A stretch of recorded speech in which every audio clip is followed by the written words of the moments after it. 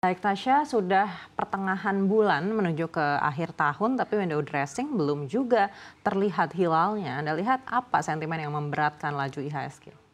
Baik, saya melihat, IHSG kita ini, eee, dipengaruhi oleh banyak sentimen ya sebenarnya.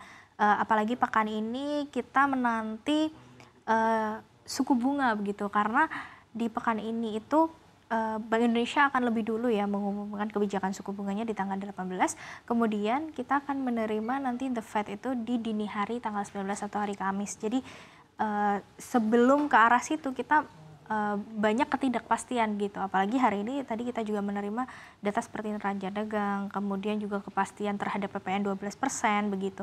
Memang ini sudah ada kepastian begitu dari dalam negeri, tetapi di sini masih ada beberapa hal yang kita nanti begitu ya, terutama untuk suku bunga dan itu sangat berpengaruh sekali terhadap pergerakan market terutama di penghujung tahun ini. Jadi banyak ketidakpastian ini yang membuat asing juga menarik dananya dan itu juga berpengaruh ke perbankan atau saham-saham big caps yang lain gitu. Baik, bagaimana dengan kebijakan yang baru saja dirilis hari ini soal PPN yang akhirnya jadi dinaikkan ke 12% di tahun depan? Apakah ini juga akhirnya memberatkan laju IHSG? Saya rasa itu juga ada pengaruhnya ya, karena sejauh ini keputusan dari pemerintah adalah menaikkan PPN 12% selain dari sembako.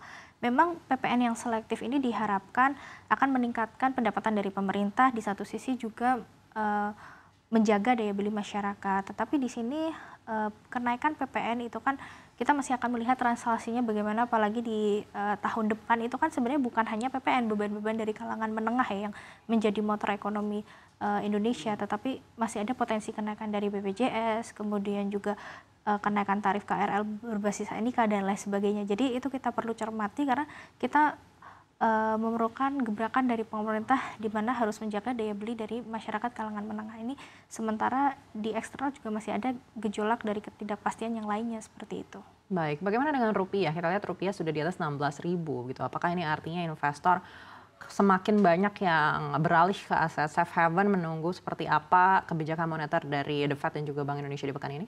Saya lihat juga ke arah situ ya, karena memang di akhir-akhir ini banyak ketidakpastian gitu, apalagi dari global itu kita lihat US Treasury ya yield-nya itu kan terus naik, bahkan sudah sekitar 4,40% begitu ya. Ini membuat pelaku pasar ada rasa pesimisme terhadap prospek pemangkasan suku bunga di tengah bulan ini begitu untuk The Fed. Tapi di satu sisi untuk proyeksi itu sebenarnya masih cukup tinggi ya, penurunan sekitar 25 basis poin itu sudah mencapai 96% gitu menurut pemeringkat data CME Fed Watch Tool. Jadi saya lihat sebenarnya akan ada potensi penurunan begitu ya, tetapi data-data saat ini juga cenderung menjadi perhatian gitu, sehingga pesimisme saat ini pasar cenderung dinamis ya. Kalau kita lihat beberapa data yang sudah rilis, misalnya inflasi Amerika sesuai ekspektasi 2,7%, tetapi sedikit memanas begitu. Kemudian untuk data pasar tenaga kerja masih ada pendinginan, tetapi masih di level yang cukup ketat. Jadi itu perlu kita perhatikan karena tampaknya The Fed akan ada menaikkan target dari inflasi mereka. Baik, dan apakah hingga pengumuman kebijakan moneter baik The Fed dan BI nanti kita lihat arus dana asing ini makin akan banyak yang keluar dari dalam negeri?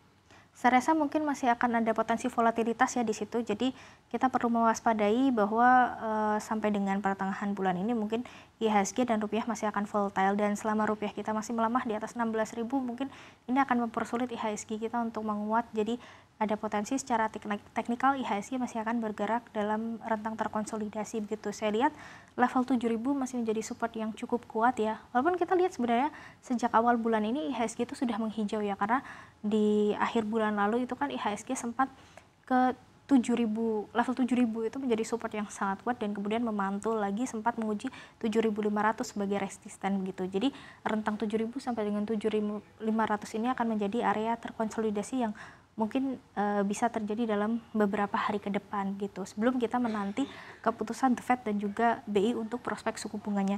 Jika suku bunga ini bisa lanjut turun, nah ini mungkin akan menjadi good news begitu untuk market dan mungkin bisa menjadi awal dari yang kita nanti-nanti window dressing dan juga Santa Claus rally begitu, dan bisa berlanjut ke January effect.